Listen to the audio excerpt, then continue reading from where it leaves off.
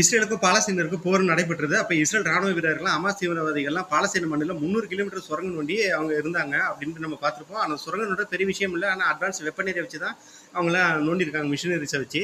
ஆனால் 1995 ஆகஸ்ட் 13ஆம் தேதி 43 தடை செய்யப்பட்ட விடுதலை புலிகள் வந்துட்டு வேலூர் கோட்டையில் சிறப்பு முகாமில் தங்க வைக்கப்பட்டிருந்திருக்காங்க. அவங்க கிட்ட கையாலே நோண்டி அந்த கடும் பாறையிலையும் எந்த ஒரு ஆயுதமும் இல்லாம ஜன்னல் கம்பி சாப்பிட்றத பயன்படுத்த பிளேட் எல்லாத்தையும் வளைச்சி 153 அடிக்கு சுரங்கம் நோண்டி அகழி வழியாக தப்பிச்சிட்டாங்க. இவங்க தப்பிக்கிறதுக்கு பார்த்தீங்கன்னா அவங்கள்ட்ட பெரிய ஆயுதம்லாம் இல்லை. எப்படி இந்த கடும் பாறையிலையும் சுரங்கத்தை நோண்டி தப்பிச்சாங்கிறது இன்னி வரைக்கும் பார்த்தீங்கன்னா ஒரு அதிர்ச்சி அளிக்க சம்பவமா இருக்கு.